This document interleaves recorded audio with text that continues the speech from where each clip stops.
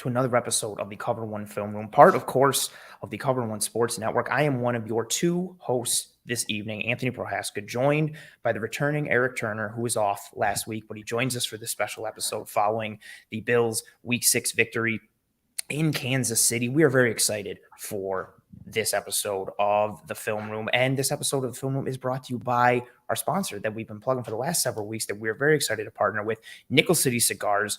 We keep talking about it, everything that they offer, the arcade setup that they have there, the TVs, the bourbon and the drinks, the local 716 craft beers, and more importantly, just the way that they cater to the cigar market. We recognize what we are at this brand in terms of niche and the market that we cater to, and that's what Nickel City Cigars are. They are unique. They're a new school culture and twist on this like old school environment and atmosphere for the cigar game. So we're really tremendously happy to partner with them. You can find the link to their website in our episode show notes.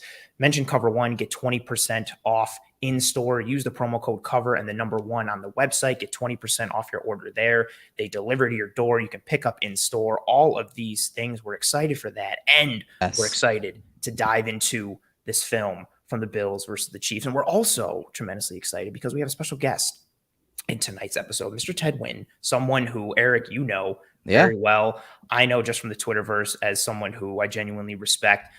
Ted, I think you do awesome work. We are extremely excited to dive into this film and to have you here to dive into it with us. So welcome, and thank you for taking time out of your busy schedule to join us.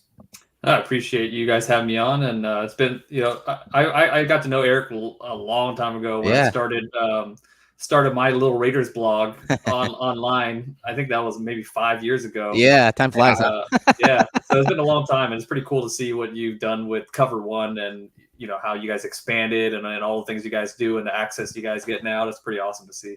No, we appreciate it, Ted, and yeah, you're right, man. It's been a 5 years or so, and you've been doing awesome work with Athletic. I had the pleasure of working with Ted at the Athletic for a couple of years.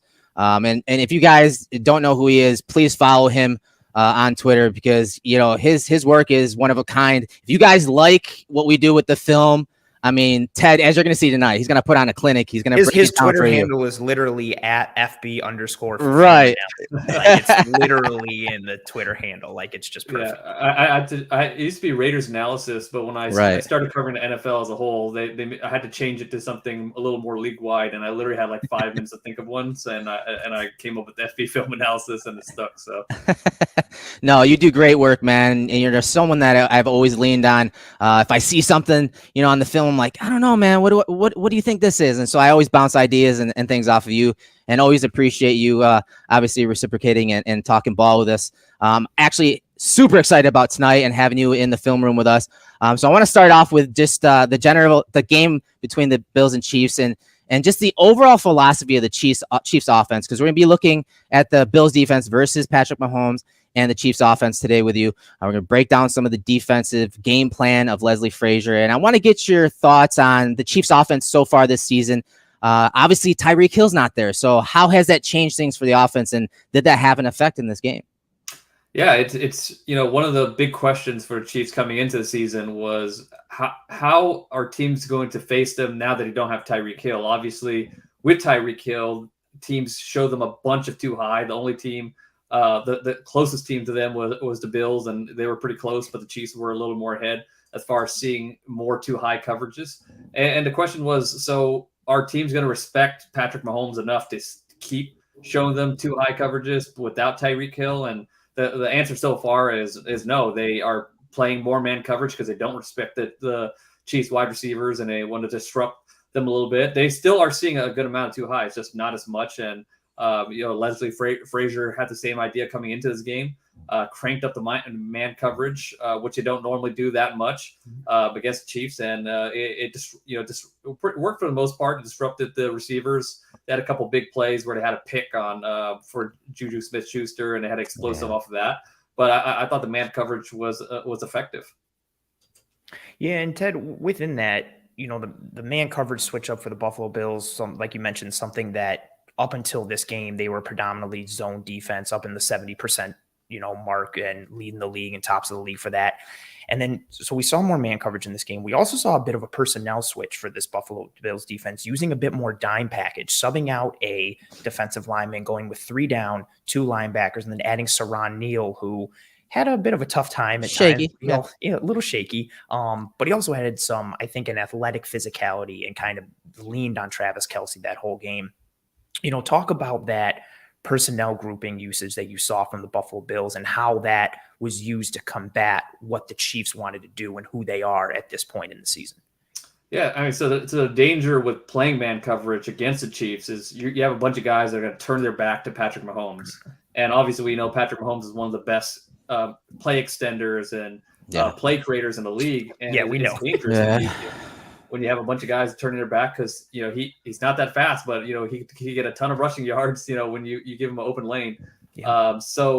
And also you don't want to bring up a guy out of coverage and make him primarily a quarterback spy. So what Leslie Frazier did was he rushed 3, but he had a 4th guy that was an aggressive spy. So, usually we'll talk about it more, but the main strategy was to get flush Mahomes to a side and have that spy aggressively come up as soon as Mahomes broke the pocket. And that spy was Matt Milano.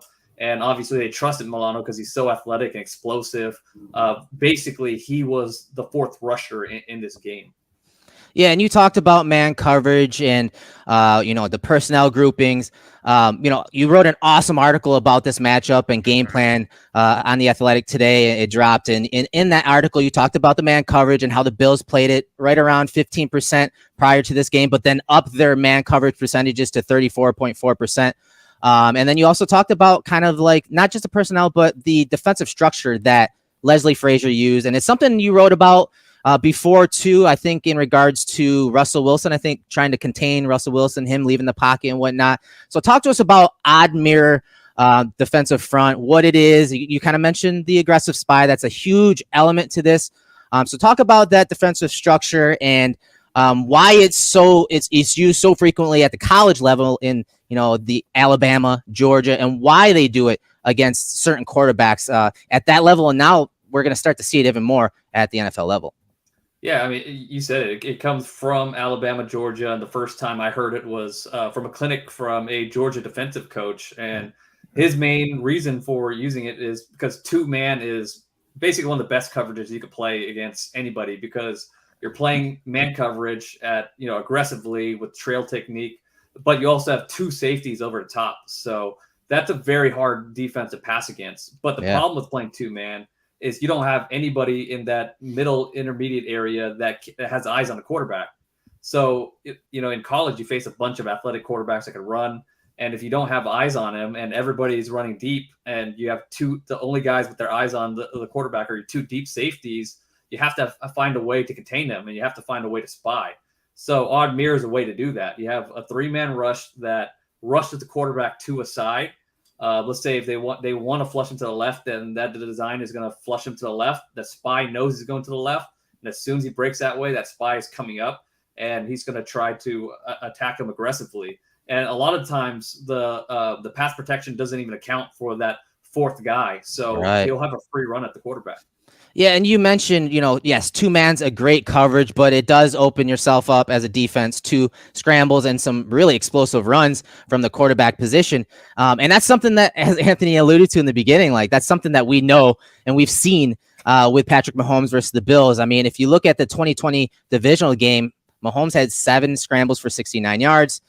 Week 5 last year when they met again, and Bills actually won that game, he had 8 carries for 61 yards there. I'm sorry, that was a 2020 divisional, then week 5 last year, and then 2021, 4 for 21 yards, or this year, 4 for 21 yards. So there's a big difference. He wasn't able to extend plays with his legs all that often. Now, he did scramble a lot, and I'd be interested to see like how many yards he scrambled in this game behind the line of scrimmage, but for the most part, that aggressive spy in Matt Milano really worked, and those are the plays we're going to take a look at today in the film room. So it's going to be exciting to see, if the Bills do meet the Chiefs later on in the playoffs. Hopefully they do. That if that's the plan they're going to use again, and then of course what's the counter, and we'll see somewhat of a counter in this game. But it'll be interesting to see how they battle each other later in the year. Yeah, and that's one of the great things about this type of rivalry is, it's a constant chess match, and they're just gonna, build on top of counter, on top of counter, and on top of each other. So it's like I said, it's gonna be exciting to see what the next step is, but we'll dive into the chess match in this game. Yeah, and Ted, as we get into the film in just a bit, one like last piece to hit on really before we dive into it, one of the things you talked about, when running that odd mirror type of look for defenses, I saw that same clinic with Kirby Smart, and then I think So good. Schumann. It's phenomenal. Them just talk. They dive into simulated pressures and everything. It's so beautiful.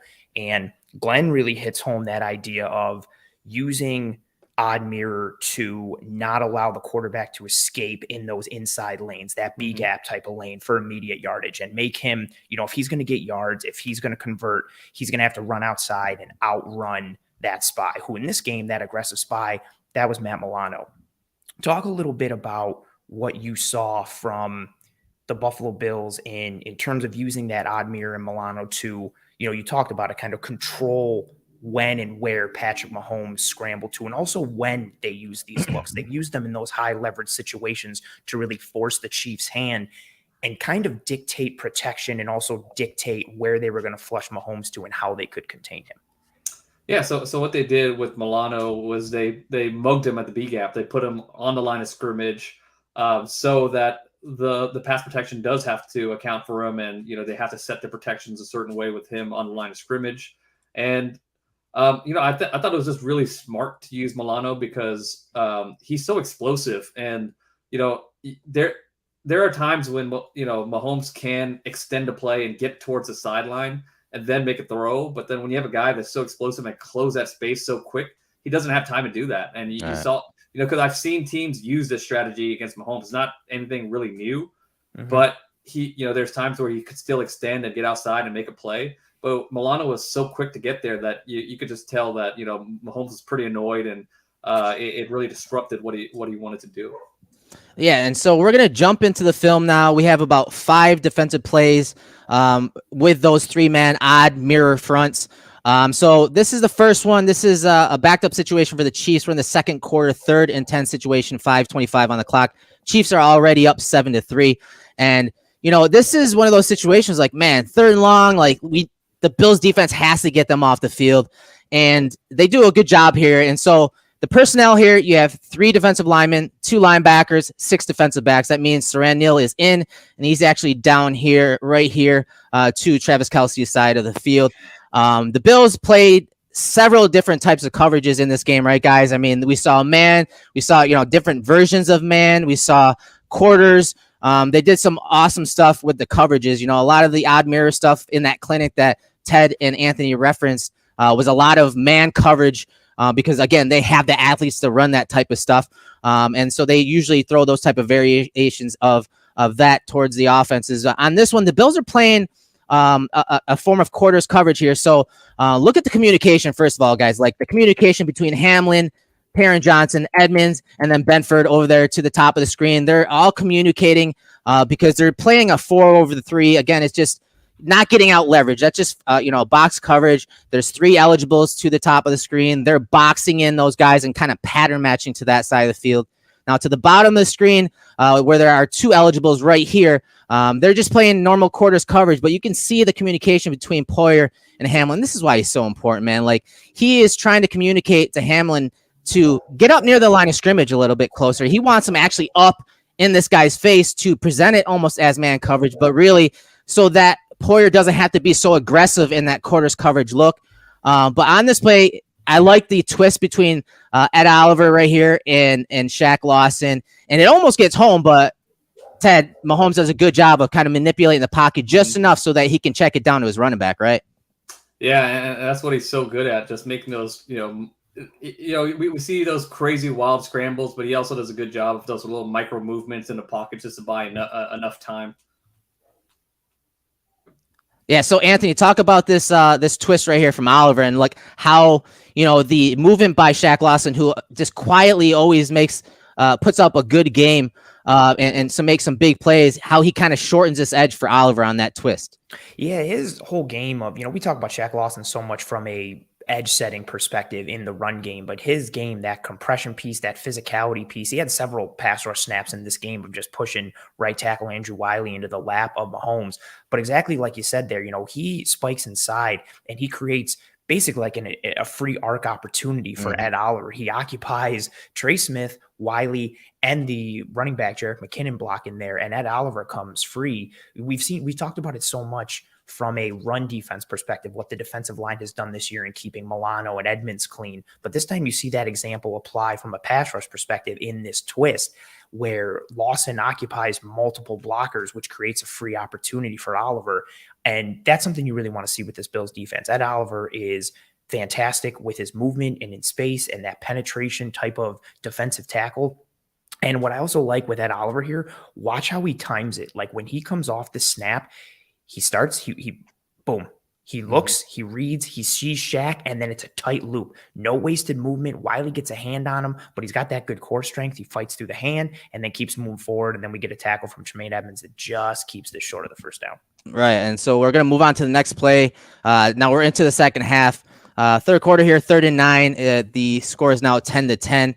And this is actually, again, man coverage. So a different coverage here. A 3rd and long situation. It's obvious man. Just look at the postures of all the defensive backs. Look at Dane Jackson traveling with Sky Moore. And Ted, talk about not only the coverage here, but, how, again, Mahomes, yes, this is the game plan going in. But Mahomes, again, is able to manipulate the pocket. But more importantly, just throw an absolute dime from outside the left hash to the far side of the field, outside the numbers to Sky Moore. This is what elite quarterbacks do, right? I mean, this is, I think elite quarterbacks wish they could make this throw because he's stepping away from the sail route, and then he's able to put this ball on the, right on the money with a defender. Not even, there's barely any separation there, and he's able to put the ball right on the spot. And I think the only other guy in the league that could make this type of throw is across the sideline. This is just one of those throws where, as a defensive coordinator, you just kind of shake your head, and say, "Damn, that was a great throw." But also, we talked about this type of defense complementing 2-man, but this is a single high coverage. This is cover 1 lurk, but with the way that how deep that lurk safety is, he's more than 10 yards from the line of scrimmage, so he can't really serve as a quarterback spy. It's his job to help on those intermediate crossers or deep crossers. So that's another reason why you want to play this type of front against with this coverage, even though it's technically a 1 high coverage. Yeah, Ted, and kind of building upon that, having Matt Milano as that aggressive spy, but not sitting off the line of scrimmage like that. That's intentional, right? Talk about what that is supposed to do, and how that affects the offensive line. Yeah, the offensive line has to count him as a down lineman because he's right up on the B gap. He's a blitz. He's a potential blitzer. So and a good one, and a really good one. Exactly. So you can see Trey Smith. He's occupied right now. Yep. So that opens up more space for Von Miller, who he either has a 2-way go or he has a design rush to get inside. So anytime you could take help away from Von Miller, that's a win for the defense. Yeah, and we're going to see that come into play later. But again, Anthony, Von Miller does a great job getting that one-on-one and claps in the pocket with a nice long arm right there. But again, just a slight movement to his left, and he's able to set his feet to throw all the way back across the field. Just ridiculous, bro. I know we're highlighting, the Bills defense in this game. This throw is stupid. Respect. It's just, respect 1,000%. We're the 3 of us were talking about it offline. He's moving to his left. So his momentum, his body, everything is carrying him to the left. And then he sets up, like you see, outside the hash. He resets, manages to turn and get into a pretty good throwing position, and then throws a dart, a legitimate dart, to the opposite side, outside the opposite numbers, right onto Sky Moore. And like Ted said, that's pretty good coverage. That's good coverage from Dane Jackson. He's in catch man. He executes a nice speed turn. He's in pretty good position. And also, I want to give kudos to Sky Moore on this one. This is 3rd and 9. He runs this route at 10.5 yards and breaks at 11. He knows where the sticks are. He executes it. He gets that spot. How many times do we see receivers, especially rookie receivers, run this route short? He runs a smart route for a rookie receiver, gets open, and then, Mahomes just makes an alien level throw that he and Josh Allen can make. And it's a wild completion. Like that's one, like you just tip your cap and you're just Tip like, the okay, cap. move on to the next play. Like it is what it is. Definitely tip the cap on that throw. So next play, 3rd and 13, Ted, 4th quarter, 11-11 on the clock. The game is tied at 17. This is a play that, Mahomes damn near escaped the pocket here. But when we talked about at the top about, a possible adjustment here, the Chiefs try to make an adjustment here with the left guard, Joe Thuney. So Ted, take us from the top here. What kind of coverage you're seeing here? Again, they're in that 3-2-6, seeing some of that quarters look, but again, Matt Milano's the aggressive spy here. What were the Bills doing in this game, and what did the Chiefs do to kind of counter that? Yeah, so I don't remember what coverage this is. It looks like is some form of quarters, right? Quarters, yep, quarters, yeah. Yep. I just remember the action up front. So the action up front here is you're going to have Milano as that aggressive spy again, right. And it's what happens a lot of times is when they play that aggressive spy and they see that linebacker drop, sometimes those offensive linemen forget about the spy, which is and to go find work, right? Yeah, exactly. Which is why Milano will often have, or that spy sometimes has a free hit on the quarterback. Right. But instead of forgetting about him, they're going to have Thuney keep his eyes on him and actually move towards him to cut him off from triggering. So, if the pass rush wasn't so good with Von Miller and that stunt, this probably would have worked, and Mahomes would have had a lot more time to throw, or he would have had a nice throwing lane. But because the stunt was so effective and Von Miller was so effective, making him step up and run around these loops behind the line of scrimmage, the defense was able to kind of corral him and stop him for a 3-yard gain on 3rd and 13. Yeah, shoelace tackle too, right? I mean, this is just ridiculous. And one thing, like, these are 3-man rushes, but some of those additions, Jordan Phillips, Daquan Jones, Tim Settle, like those guys in this game, when they were asked to rush, and more times than not, they were doing power rushes and just trying to compress the pocket, kind of put the pocket in the lap of Mahomes here. And if you can watch Jordan Phillips here, he just blows by this right tackle here. Watch this power move right here from this all 22 angle. Look at how he just drives that dude back, opens that inside lane, that inside edge, and just, again, takes that straight line to the Patrick Mahomes. Now, as you said, Miller had a really nice one-on-one rush out wide, but he's kind of rushing high here, and Mahomes is able to step up, but he's stepping up right into that power rush from Jordan Phillips. But, again, he's very elusive in the pocket, right, Anthony? And so he does escape that. But I like that little change-up and counter from Joe Thuney and the Chiefs here. And Ted's exactly right. A lot of the college coaches is they ask that fourth guy to kind of be almost like a stunter in a sense, where if these guys are all sliding this way and there's a clear lane to the quarterbacks, sometimes they are allowed to just shoot it. But more times than not, as you can, we'll bring the clinic to you guys. We're gonna send you the clinic link after the show, where if at any point Mahomes is to break the pocket like he does here, that's when he's, Milano is that aggressive spy, and he's able to jump up, and he does a good job here at the line of scrimmage of at least kind of containing him. And then Miller comes from behind with a really nice hustle on this play, right, Ant?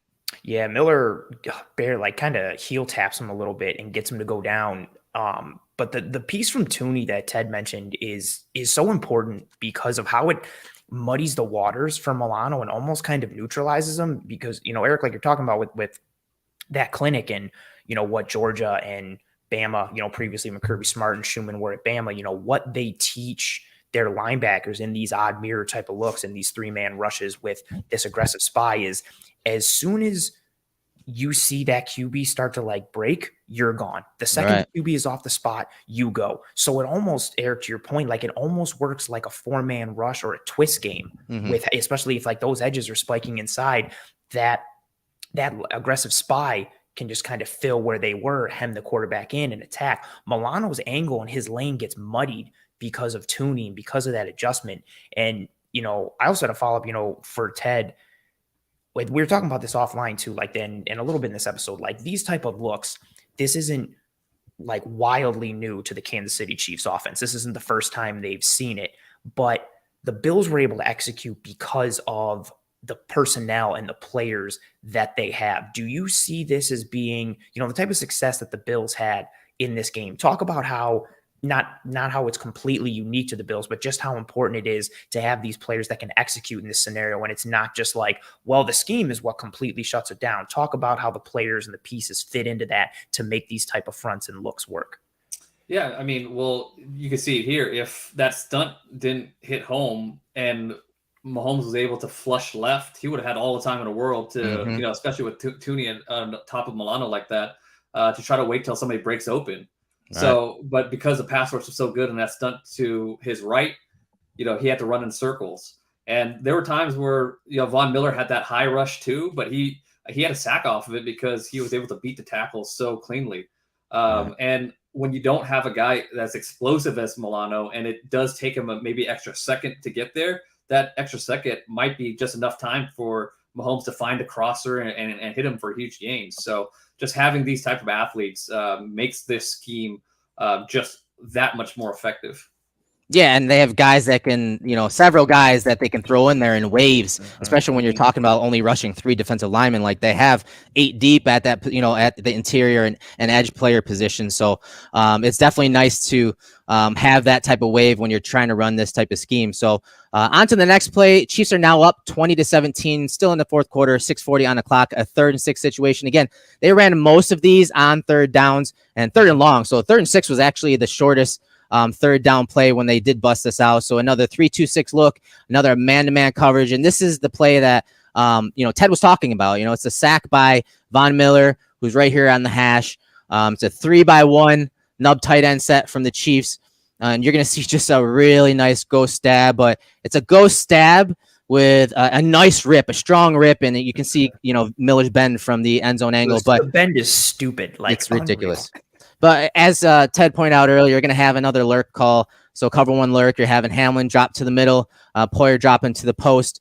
But again, Milano near the line of scrimmage. And as Ted pointed out in the last play, Smith has to account for him just for a half a second. And with how wide Von Miller is on this play, I mean, it's more times than not, he's going to get that one-on-one look with no help. He's not going to be able to get out here to help the right tackle. And just a ridiculous play from a guy that's been worth every penny.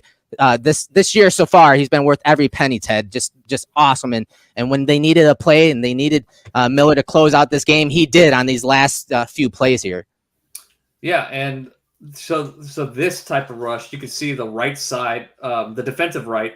Those 2 defensive linemen are actually the guys that are supposed to get Mahomes to flush out to that direction. And Miller has the high rush, right? And it's not. I don't think he's the main guy that they want to disrupt this play. They just want him to get Mahomes to step up and rush in the opposite direction.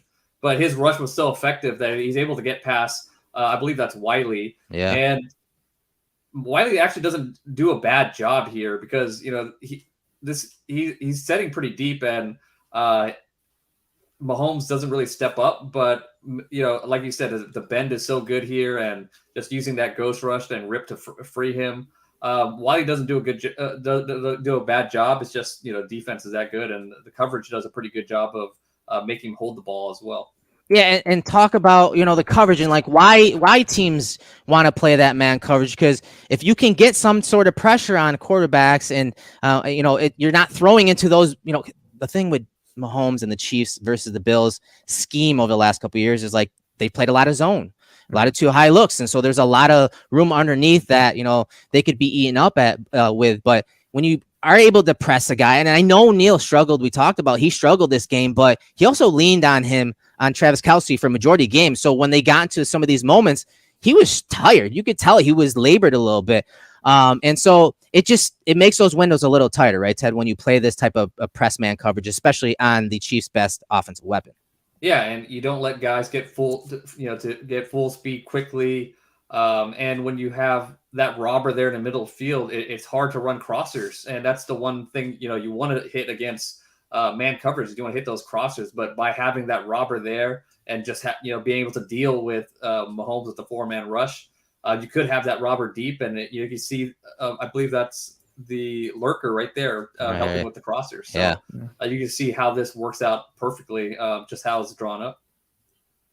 Yeah, and this is something I think we saw, that man coverage piece as the game, and really even early on in the game, but especially as the game progressed, you saw less and less separation from the Chiefs, especially Juju and MVS. And then Eric, to your point, with Kelsey, like the separation started to get less as he's so good. Like I feel like people get caught into this world of, well, how do you stop Travis Kelsey? You're not really going to stop Travis Kelsey. You try and limit him, you try and contain him, or in this instance, you just beat the hell out of him for 3.5 quarters and then start to wear him down come the fourth. And that man coverage started to work even better. And that's where the Bills secondary started to take advantage of the other Chiefs weapons and not allow that separation and not allow Mahomes to be able to go anywhere. And this rush, like Ted mentioned, this ties into that point we spoke about earlier in the lead-in for the film in terms of controlling when and where Mahomes scrambles, especially on these money downs. Like Ted talked about, you get that crash inside from the right side of the Bills defensive line. And you can see Milano already starts hopping and creeping to his right because he knows, okay, Mahomes is going to get pushed and flushed to that side. Again, we're in this odd mirror world. I'm moving once he gets off his spot and I'm going to start to close down. He's in perfect position. Like Ted said, it just happens to be that Miller beats Wiley around the arc and gets the sack with that go stab and the rip and the bend. But you see Phillips crash inside, Lawson crash inside, boom, Milano starts to move. They pen him in, they force him in. And then because of the lack of separation for the Chiefs weapons, the only throw that Mahomes can make again, even though he's Mahomes, is trying to find Kelsey on that over against Saran Neal. And then again, you have another hard throw because he's drifting to his left. He's going to have to reset and throw it back across his body again. But Miller gets there in time as Mahomes is staring down the barrel of Matt Milano. It's such a great way when it works, obviously. It's such a great way you're dictating protection. You're dictating how this quarterback is going to move and scramble just by having basically a 4-man rush and then still having the numbers advantage in coverage. Yeah, and so on to the final play of the interception from Taron Johnson. The Bills are now up 24-20. And, when the Chiefs got the ball back, we're like, all right, here we go. This is where all those additions, the Von Millers, those interior defensive linemen that we talked about, the additions that Brandon Beane, the general manager of the Bills, added to this defense. This is when it was their time to shine. And, Taron Johnson, he's the guy that just finds the ball when they need a big play.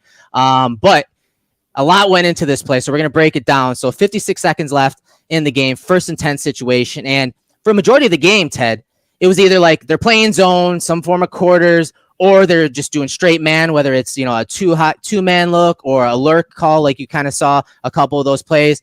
But on this play, they throw a curveball. And actually the play before this, they did a lurk call too. So it was that, one-man type of look. This was a combination coverage, and it really threw a curveball into I think at Mahomes and kind of caught him off guard. So let's take a look at it. So to the top of the screen, they're in man coverage. So the number one outside and then the running back are in man coverage with Saran Neal and Dane Jackson. And they're essentially playing this coverage like they don't have help. So it's almost like cover 0 on that side. Even though you see Poe right here over the top, he's actually not playing and going to help them over to that side of the field. Now to the field side, to the bottom, they're basically overloading the zone, right? So they're sending 5 guys. So you have Christian Benford down here, Taron Johnson, Edmonds, Hamlin, and Poyer basically playing 5-over-3 right here. So they're loading the zone there. Again, the Bills like to play those type of coverages that, leverage the offensive routes from the receivers. But a lot of people want to just call this cover 2. But Ted, this is actually slightly different. So talk to us about what Poyer and Hamlin are doing here over the top, because it does look like cover 2, but there are some slight tweaks there that make this coverage different. Yeah, so I think the when you're playing a combo coverage like this, the biggest threat is having a receiver cross into that man zone, right? Because those 2 guys up top are playing man. So if those guys run vertical, they're out. They're cleared out. You don't really have a guy to cover. Let's say, is that Travis Kelsey at the number 3 position? If he runs across the field, you have to find a way to cover him, right? Yeah. So you have Edmonds, the linebacker there. He has to take him if he runs shallow shallow crosser, he has to wall him off, and he has to match that and take away that anything shallow from that number 3 or number 2 crossing. But if he goes deep, that's a mismatch, right? You don't want just a linebacker on Travis Kelce running deep. So that's why you have the safety over the top, and you said that's Poyer up there, right? Yep. Yeah, so he would help on number 2 or number 3 crossing the field, and it'd just be the linebacker's job to run underneath that and try to force him high.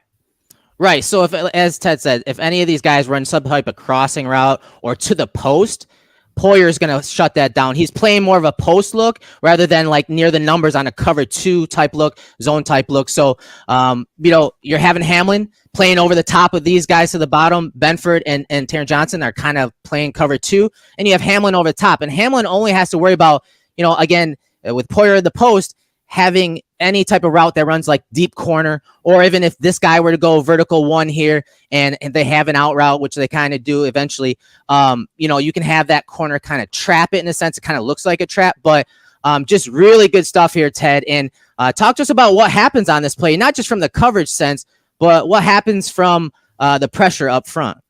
Yeah, so the previous play we looked at, it was Von Miller's job to get high, and it was the 2 linemen away from Miller's job to flush him out the pocket. But this time, and the play right before this, it's Miller's job to flush out Mahomes. So you can see he's going to take a design inside rush here. 100%. And then Milano's just waiting there, and you could actually see him start creeping towards to Mahomes' right because he knows that's the way he's going to flush.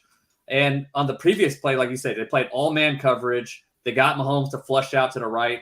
And then he almost actually hit a crosser against that man coverage, but a defensive holding penalty was called, and we get to this play.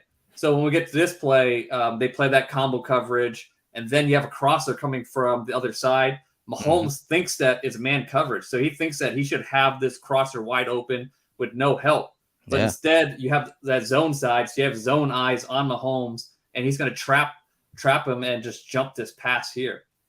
Yeah, this is just good stuff because, as I said, this is a curveball, guys, because normally it's either the Bills are either all man, all zone. They don't normally play these split types of coverages. They don't like to split the field in half. They like everyone to be on the same page, right, Anthony?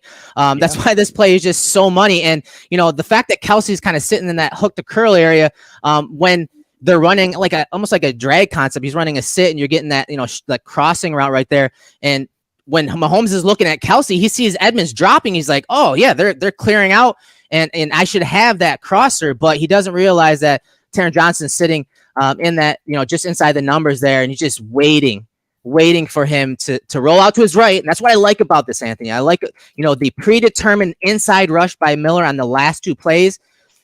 The defense knows, and this is not just for Milano, but the secondary knows that, hey, if he's going to get flushed out of the pocket, more times than not, he's going to be rolling to his right. So they're just sitting there in their zones.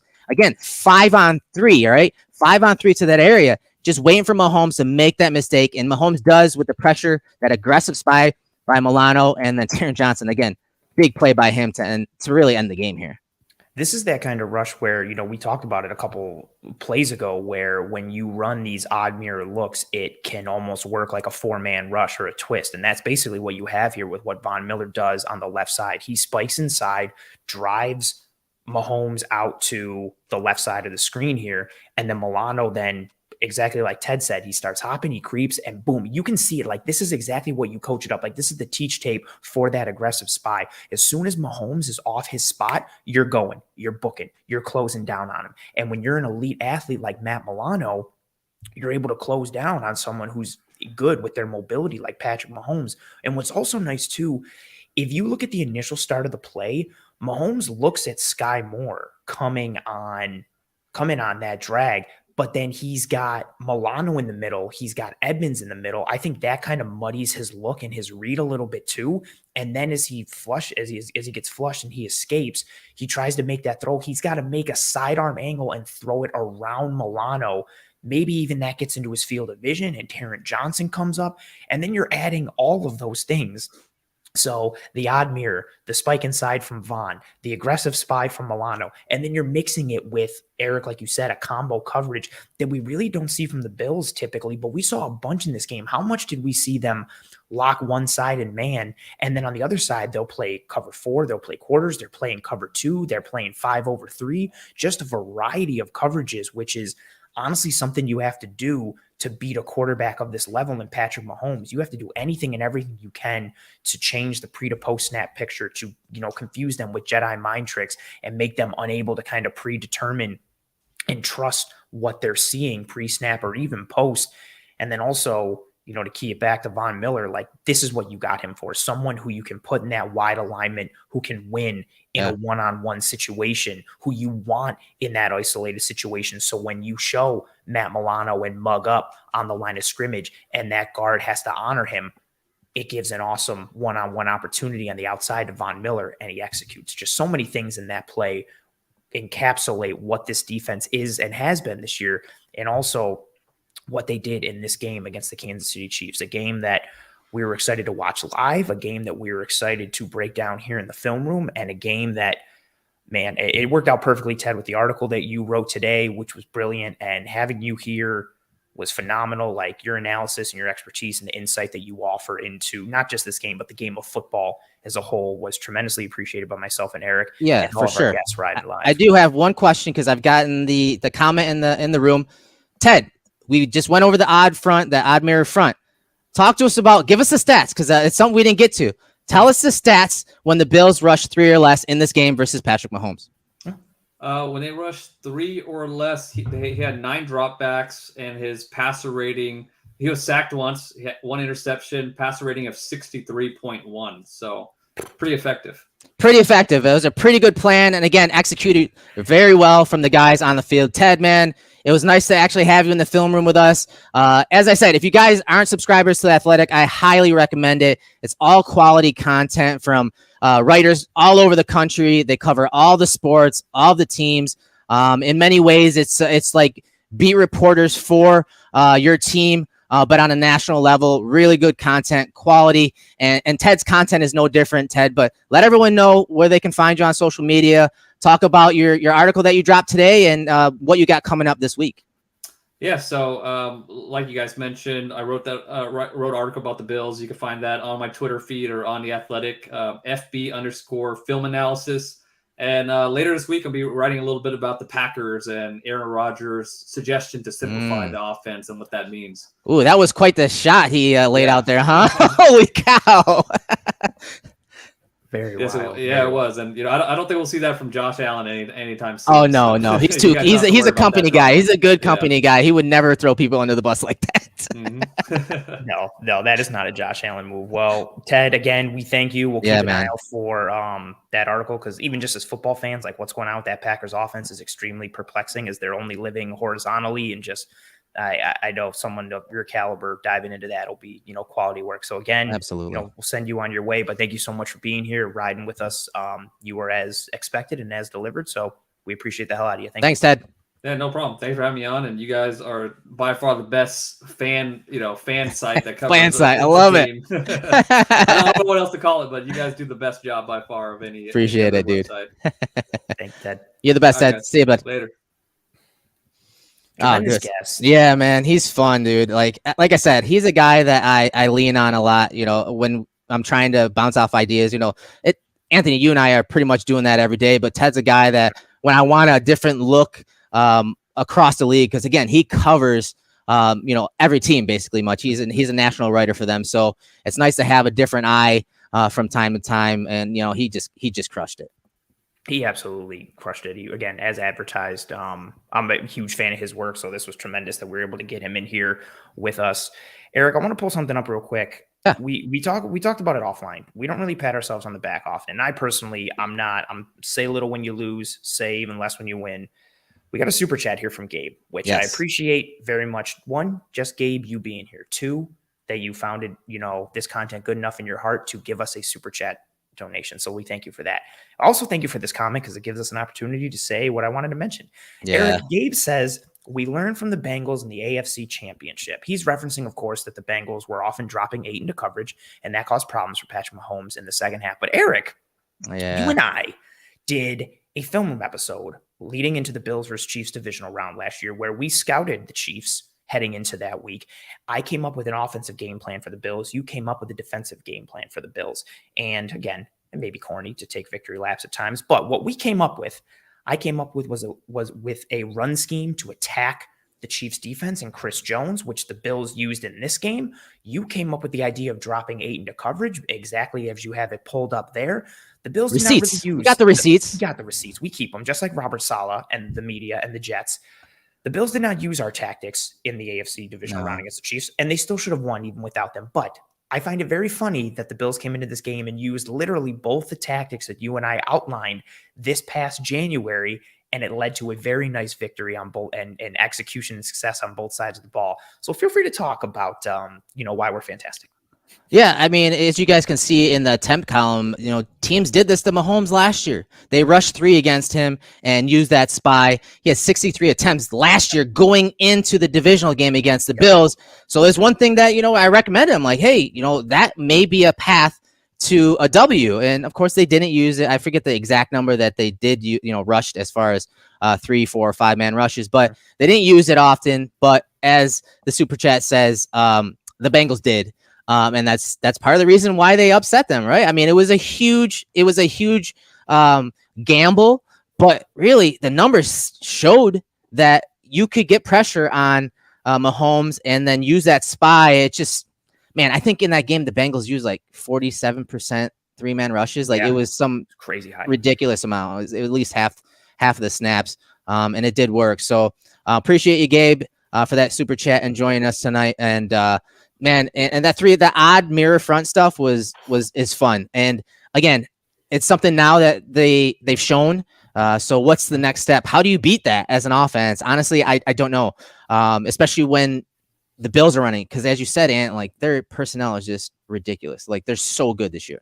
That's it. And honestly, that's what's like, for anyone really wanted to dive into it again, like Alabama in 2016, 17, 18, but then really Georgia these last several years under Kirby Smart, Dan Lanning, who was the defensive coordinator these past couple of years, now the head coach at Oregon, and then Glenn Schumann, who is co-defensive coordinator in Georgia now, but who's been with Kirby Smart for years and years. They really kind of perfected this odd mirror type of thing. And Erik, to your point, like a lot of why it works for Georgia is because like you look at last year, it's like, oh, it's a good scheme. But yeah, who's running the scheme? It's Trayvon Walker and Nakobe Dean and Quay Walker and Nolan Smith and and Carter and Jordan Davis and just this cavalcade of monsters. And you have the personnel married with the scheme. That's the huge point now, right? Like we talk about the Bengals, just dropping timeout. Whoa. Thank you very much, Mark. Thanks, Mark. We appreciate it, buddy. That's fantastic. Thank you for being here, and thank you for the donation. That's all. Yeah. I saw the dark orange color. I'm like, that's not a color we normally see. So that's fantastic. Thank you so much, Mark.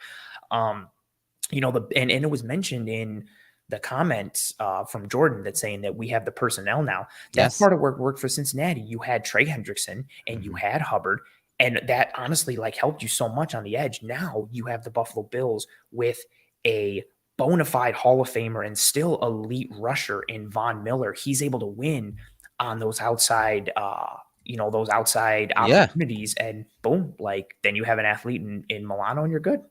Yeah, and I Pops Mafia, you're right to an extent. Getting pressure with 3 guys rushing makes covering so much easier. Yes and no. You might be thinking about it in just a slightly different way than you should be, because you would think by only rushing 3, you're dropping 8 out in the coverage. That's not necessarily true with this odd mirror stuff, because you're having that aggressive spy. He's not playing coverage. He's just looking for an opening. One of 2 things. He's looking for an opening to rush if they want him to, which more times than not, they didn't in this game. Milano rushing. He didn't just shoot the gap when there were opportunities to do that. They want him to play near the line of scrimmage and wait for that quarterback to just break the pocket and then insert as a rusher to force Mahomes to make that decision quicker, not just run around for 80 yards behind the line of scrimmage and then make a crazy throw for an explosive play. So you're thinking about in a little different way And you can mix it up. There was one time where Milano dropped out a little deeper than normal. It kind of became like a rat defender. Wasn't that? Yeah, that was like that, like 3rd and 13 or something, Right, towards the end right. of the first half. So it was situation specific. That's an excellent point, though. I love where Pops' head is at, and then Erik, your follow up there with that, because it is like a 3-man rush, but it's still, in essence, like we talked about, it's still like a 4-man rush because of that aggressive spy. It's almost like a 4-man rush with the twist. But what you're getting is the added benefit of having that aggressive spy start in coverage and be able to kind of take an initial passing lane or passing opportunity away, and then potentially mug some gaps, confuse some offensive linemen, and then have the opportunity to close down. Oh, awesome question from Erik. I am wearing a Steve Atwater Denver Broncos jersey. Those colors are just amazing. I love this jersey. I'm a huge fan of all the jerseys from it's like that 95 season with the 75th anniversary patch, but I'm a big defense guy. I'm a big safety guy. So Steve Atwater, Ronnie Lott, Ed Reed, Jack Tatum are all players that I really enjoy and whose jerseys I have. Plus this jersey is baller as hell. But I appreciate you, Erik, for that. That's a good way to wrap up the segment, though, because a defensive player, a defensive jersey.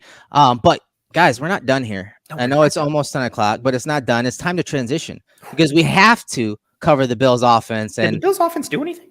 Yeah, I'd say they did some things. All right. And we're going to go over some of the big plays from the Bills in this game. But before we get to the film, I want to talk about the offense because, we have 6 games under our belt and, I don't want to draw too many conclusions, but I want to get your thoughts on Dorsey and some of the things that he's doing because long term, I'm still worried, but what he did in this game, there were some things that we're going to go over in the film room. I did like a lot of it. It's very simple stuff, but very effective. I'm going to get your thoughts on Dorsey's game plan in this game. If we're just talking about this game, I thought, I had a similar thought coming into it as you vocalized this all throughout the Twitterverse. Going into the game and during it, I wanted more of a run attack because the Chiefs are vulnerable there and Chris Jones especially doesn't want to defend the run. So I liked that the Bills were coming out with more heavier personnel packages, whether it was 12 or it was 21. I like what Ken Dorsey did with that. I also liked what he did. This was a big one for me, and Nate Tice had a breakdown of it today. We saw early on when Steve Spagnuolo was really coming after Josh Allen in this Bills offense and blitzing to the tune of, Josh being 0 for 7 against the blitz on those first 7 opportunities and attempts for him. We saw them trying to beat the blitz more with quick game and hot throws. As the game progressed, and we saw it on the touchdown to Gabe Davis, Dorsey started kind of reining things in, and we saw more 7-man protections. We saw more opportunities to just be like, okay, you know what? Let's batten down the hatches a little bit. Let's give Josh the time to make a throw. I like that in-game adjustment from him. I like the game plan coming in of going with heavier personnel, running the football, and then I like the in-game adjustments protection-wise as well. And then holistically, I'm in the same boat as you. There are areas I still have concerns for. And things that I would still like to see tweaked and fixed. But again, it's a first-year OC. We're 6 games in. So we'll see what and the numbers are all great, right? I mean, they're obviously scoring points. They're putting up yards.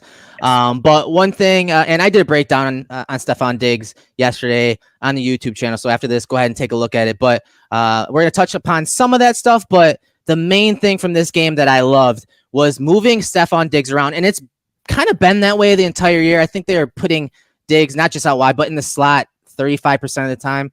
This game, though. And last year, he was in the slot 21% of the time. Was it 21 or 29? Yeah, I previewed it for my episode last week, so they jacked him up. I believe 21. Yeah, 21, 20.9%. So, this year, now it's bumped up to 37.1 with the Chiefs game. But in the Chiefs game itself, he was in the slot 46.3% of the time. And, they're doing some things with him with RPOs where they're just throwing those screens out there if they're getting leverage and stuff like that, getting some of those easy yardage so that he can get some yards after the catch, too. But I love that by Dorsey, and it's really, been that way the entire year where he's in the slot a good chunk of the time.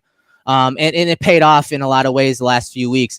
But again, long term, I'm still wishy-washy because I want to see the more tape and film that comes out on him, how he's able to adjust because the league's going to catch up eventually. And I want to see what his counter punch is, but he had some really good ones here.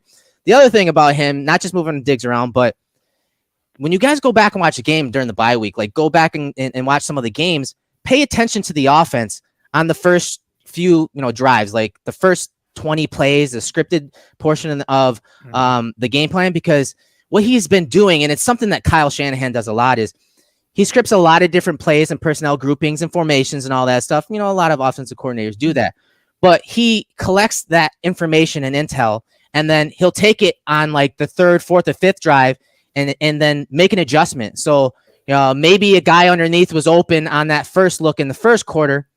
And so the ball went somewhere else. They'll come back to it, run that same play, maybe even change up who's running the route, but then get it to that guy underneath on the second time through. We're going to show some of that sequencing in this film room. So you're going to see plays kind of jumping around from the first quarter to the third quarter. But I want to show you guys how he's using personnel and how he's collecting intel from early in the game to use later in the game when we get to the film. John, man, awesome. Thank you so much, John. Says, great job, guys. What are the coordinates behind Anthony? Oh, it's on that wall over there. Yeah. It's Buffalo. Pretty simple. It's buff. It's rough buff. It's a specific place in Buffalo that has a connection for my wife and myself, which it's nothing crazy, but I'm not going to divulge it here. But basically, it's Buffalo. But great eye and great catch. Also, one more note, Eric, for you on that Diggs in the slot piece. What's also interesting with that is the Chiefs, granted, they were banged up at their corner spots, but they love to put L'Jarius Sneed in the slot and blitz him off the slot. He's a terrific slot blitzer. Mm-hmm. And by putting Diggs there, that added even more conflict. In addition to kind of giving him a free release and taking advantage of that spacing there, it put Sneed and the defense in potential conflict because you have a veteran guy who can read that spot and understand what's going on there. And it kind of created more potential problems for the Chiefs as well. So that was a really good piece. But it still didn't stop Sneed from blitzing. That's for sure. They still definitely rushed him. And he's a hell of a player. He is. He blitzed on that touchdown to Gabe Davis and it didn't work. So yeah, exactly. So let's jump into the film. So we just talked about Diggs in the slot. Let's dive into some of this film here. Again, pay attention to where we are in the game because we're going to kind of bounce around a little bit. So first quarter, 2nd and 2 situation. The score is 0-0. And this is one of the things I really like about Dorsey is how he uses personnel, how he uses formation. So on this play, the Bills are in 21 personnel, so 2 running backs, 1 tight end. So you have Gilliam and Davis to the top of the screen, Diggs in the slot, again, 46.3% of the time in this game. Dawson Knox to the bottom, Motor Singletary to behind him. And just look at their splits. Those pairings, top and bottom, look at how wide they are. They're maxed out, and then they have Diggs kind of in the nasty alignment in the slot, and that just spreads everyone out horizontally. And again, with the Bills and 21 personnel, the Chief have to match with 3 linebackers. So you have 3 linebackers on the field here, right here, all spread out. So this is not a comfortable situation for 3 linebackers on most teams. So I like that. I like those little details from Dorsey on this play.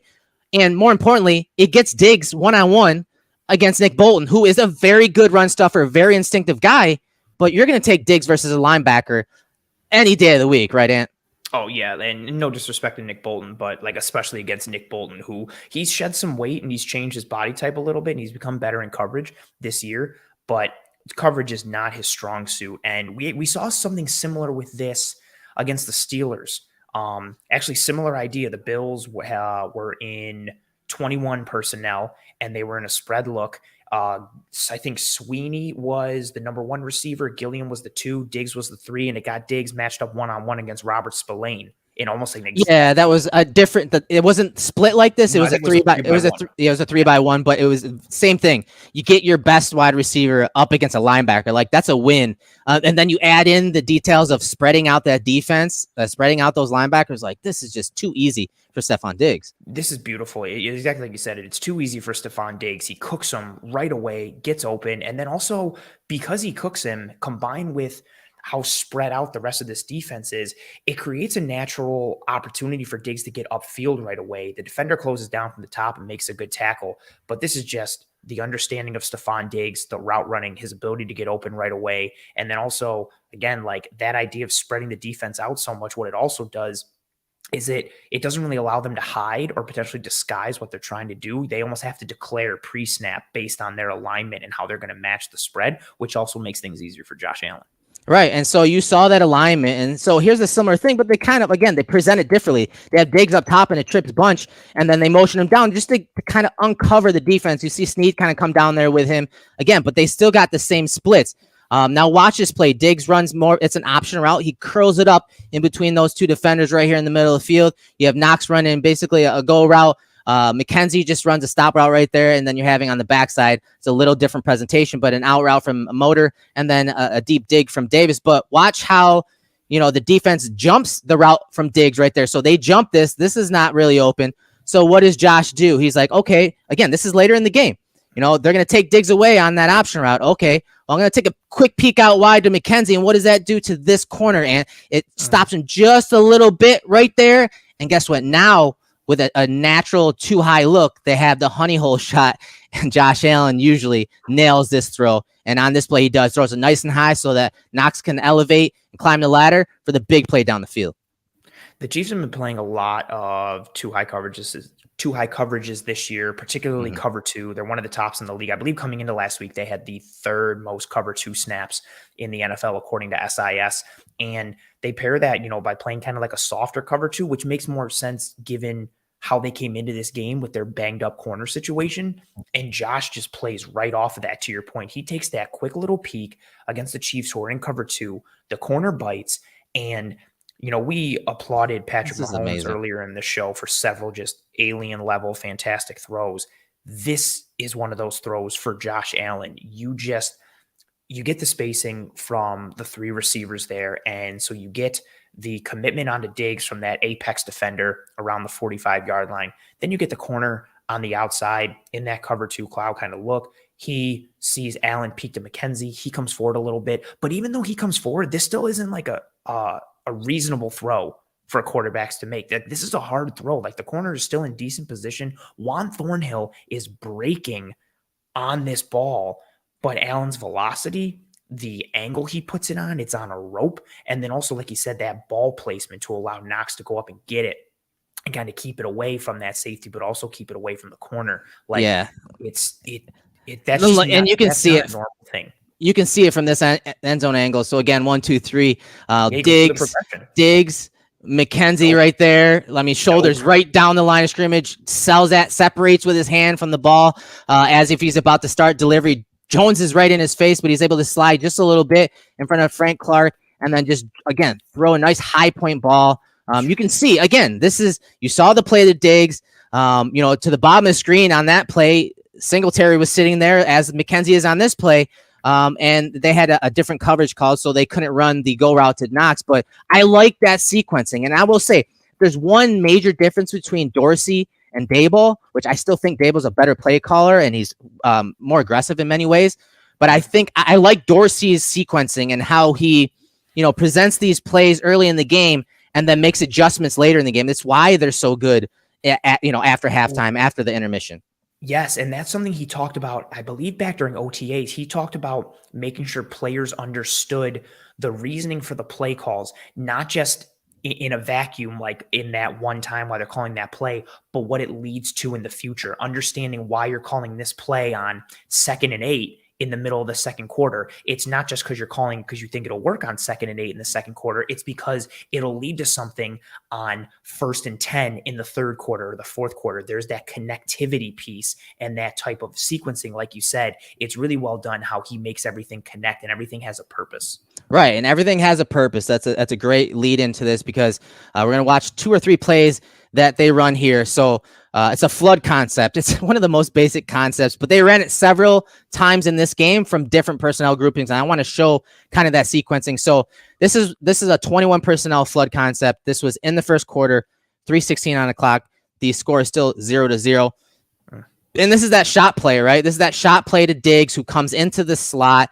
Nice big play action pass. But again, 21 personnel. You have Gilliam up top here, and Morris, I believe, is the tight end.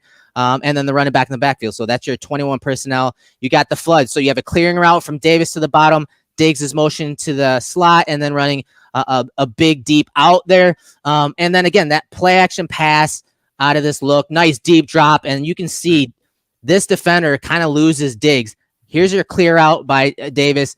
That defender loses Diggs, and he's beyond him. And there's just no way he's going to get a piece of that ball right there. But this throw from the 11-yard line to the 47, come on, dropping it in there, that type of velocity is just ridiculous. Again, flood concept from 21 personnel, just a big throw from Josh Allen.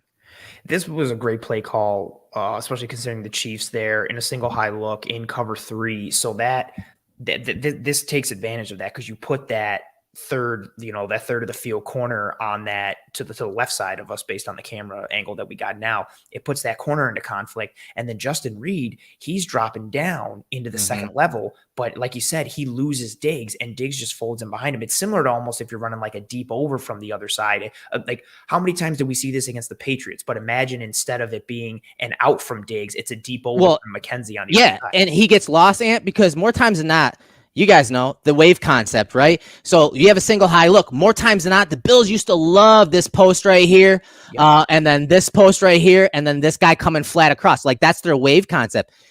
They ran it a ton with Dable, and Dable still runs it. Bills haven't had the opportunity to really run it all that often because they're not seeing these single high looks, and that's when they normally want to run it. But more times than not, what this looks like to that safety and probably to Evan Reed is that, hey, this crosser is going to eventually come across here, and he's going to be sitting kind of in that window. Well, that's not what it is, and Diggs disappears right behind Reed, and again, that big arm throw on that flood concept is just money. It was a good call early in the game because teams attack the Chiefs with 12 personnel, with 21 personnel, because you're getting those 3 linebackers on the field, as you see right there, and you're getting those single high looks because of the formation with Gilliam and Morris out here to the right. So you're getting those single high looks.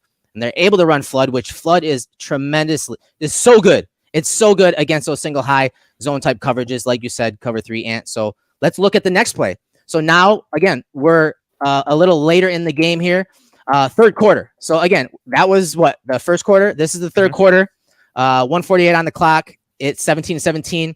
This is, again, 21 personnel, but look at Dorsey. He presents it differently. This is a strong eye formation. You got Gilliam in the backfield. But what I also like is they have McKenzie running to clear out. So his speed, take the top off the defense. Why? Because they want to slip the deep out instead of Diggs. They have Knox running from inline. So they want to get that explosive with Knox. And then Gilliam's running that route to the flat. Diggs, Davis is to the bottom running that dig route. Well, the Chiefs do a good job. And you can see Knox doesn't really get enough depth behind this linebacker. And so Josh says, you know what? This is out, because the corner's bailing. Safety's already breaking from the near hash, and Thornhill's a damn good safety, very athletic. Knox doesn't have the separation from the flats defender. He says, you know what? I'm going to take what they're giving me. I'm going to shoot it out to Gilliam. Gilliam's going to pick up the first down. Ant. So same personnel, slightly different grouping as far as McKenzie being in there. But, Josh took what the defense gave him. Yes, which has been a theme so far this year, going all the way back to that Rams game. Teams are going to play off and give you those soft coverage looks. Okay, cool. Like, I'm just going to throw it at 6 yards, 7 yards, 8 yards, and let my guy go forward for another 3 or 4 and just keep matriculating the ball down the field and getting first. And it's a good decision by Josh, going through his progression, reading the defense post snap, understanding what he has, and then just literally okay, you're going to leave this guy wide open and just not cover him. Okay, cool. I'm just going to dump it down. And then Gilliam gets upfield quick, gets the first down. And it's also cool to see, again, like we showed that flood concept on the play before. They're basically here running like a sail concept out of like a heavy personnel grouping. You have a deep, you have the intermediate, and then you have the flat route. Yep. And their ability to access multiple pieces of different kinds of worlds out of one personnel grouping, it's just a really positive thing. Like being able to access more of the menu without turning the page is awesome. And you're right, to have that ability with the personnel grouping, but also because of the talent of Josh Allen's arm. The ball's on the right hash. They're running a sail concept to the opposite side of the field. Not a lot of quarterbacks can do that. That's not a thing. You're not normally asking, your quarterback from the right hash to make a possible corner route to McKenzie, one of the, faster guys on this team and in the league. That is not normal to ask of your quarterback, but Josh Allen can do that. So, being able to access those areas of the field from positions that aren't traditionally asked of quarterbacks is another reason why Josh Allen is an amazing quarterback, because he has that arm strength to do that. And so the last play of this flood concept, again, now we're in the fourth quarter, right, guys? Fourth quarter, 1st and 10 situation. Bills are now down 20-17. I think this is the second to last drive. 5:31 on the clock, ball on the 24-yard line. Another 21 personnel look and the same type of thing, right? Strong eye formation. You got Diggs motioning in again. Same look, right, guys? Nothing different here. You get a slightly similar coverage to the last one, more of a too high look. And Josh, again, wants to push the ball down the field. But you see, Diggs is covered up. Knox is covered up. This corner does a good job of picking up Knox. Josh says, you know what? Okay, it's not there. I'm just going to live to see another day. I'm going to fire it out to Gilliam and stay ahead of the change, stay on schedule. And again, that's a nice check down that, keeps the offense on schedule, Ant. It's first down and you get 7 yards on first down. I don't care how you get the 7 yards. I don't care if it's a pass. I don't care if it's a screen. I don't care if it's a run, draw, whatever the hell. If you're living in 2nd and 3, you're in a good world. So much of your playbook is open to you in 2nd and 3. And, you mentioned you get the cover. It looks like a cover 2 look from Kansas City and 2 high. And Williams, the corner there, 23, it looks like he just keeps sinking and sinking. Maybe it's not even cover 2. Quarters. Because, I would say it's quarters. See this got guy. that linebacker going out to the flat there. So that linebacker gets out, but he's out leveraged by Gilliam because Gilliam releases right away. And then Gilliam also feels that, gets upfield against L'Jarius Sneed there, who, we've talked about is a really good blitzer, a really good second-level player as they moved him around a bunch in this game, which they had to because of the injuries at corner. Again, a nice concept, and Josh just taking what's available. Oh, cool. I got my athletic fullback leaking out into the flat, and he's got some good leverage against the nickel corner. Cool. I'm just going to dump it down there and take 7 yards, live to fight the next day. Yeah, and so this is a play Chris was mentioning in the chat. So this is the Bills backed up 3rd and 12 situation. So we're going to have a few plays from this drive, but I'm going to have a couple flashbacks on how they set it up and ran it earlier in the game. So 3rd and 12 situation, 1:18 on the clock. It's 7-3. Chiefs are up, and I'm going to let it roll here initially. The Bills with the ball inside the 1 yard line come out and empty. Come out and empty, guys. Talk about trust in your quarterback and in your offense. And they have Knox and Singletary off the, in the wing right there to kind of help and chip there to help the offensive line. But Josh and Dorsey don't want to just get room to punt. They want to move the chains. And you're going to see Josh hit Davis, who's the number 1 to the bottom of the screen. But from the end zone angle, it just like this all 22 angle doesn't do this play justice, but you're going to see Davis sneak into the area right here and kind of sit just near the hashes. But Josh, ice in his veins, ice in his freaking veins. Again, backed up, ball inside the 1 yard line, and he's able to slide to his right. And again, he's sliding to his right with the backup tackle in, first of all. All right. So that's some context to add. But then he stops right here, sets up his block, slides right back up just to find a window. Like, guys, this is unreal. Looks like a shortstop, like turning a double play, like getting that ball at second, getting the flip from the second baseman, and then just cannon to first. Yeah, and just unleashing this play. Anthony, just tremendous stuff from Josh Allen with his back to hit the back line of his own end zone, for God's sakes. Like, just a hell of a play from Josh to extend this drive and really to kick this drive off, because then they went on a roll. There's so many opportunities. Yeah, this was the drive that ended up in a touchdown. They went the length of the field and scored a touchdown on this drive, which was huge considering where they started this drive. It's this throw is just dumb. Like, both of these quarterbacks, again, we talked about Mahomes earlier. Now you have Josh Allen. Like, I hope everybody, like, I know people are fans of one or the other, but there's so much that's caught up in this debate of like who's better and this and that and head to head. Just appreciate how good these two quarterbacks are. Like, this isn't normal for anyone. And this is the new age of quarterback that we're in, led by Josh Allen and led by Patrick Mahomes. I love it. Like, he starts to use his legs. He's cut off. So he sets up that block like a running back, uses the leverage that Quessenberry has now because he got beat outside, steps up, but then he can't step up anymore. Like, he can't hitch again and make this throw because Chris Jones is coming down the pike and is making a beeline on him. He sees it. And look how he also kind of changes that arm angle a little bit and just almost like a 3/4 angle slings the absolute hell out of this ball to Gabe Davis. And also, if we're talking about the catch from Gabe Davis, goes down, digs it out. I also like the ball placement, just puts it right on him. He doesn't have to worry about running him into Nick Bolton or anybody in the middle, which he also kind of can't, because if you're thinking about where Allen throws this ball from, Jones is in that kind of window. He would have to like wrap it around Jones like Angelina Jolie and Wanted when they're bending bullets and stuff. I love using that reference anytime we talk quarterbacks. This is just, it's a laser. Like this needs like the sound effects or like a whoosh or like some kind of noise because he just rears back and cannons this. Like look at from the time he throws it to the catch.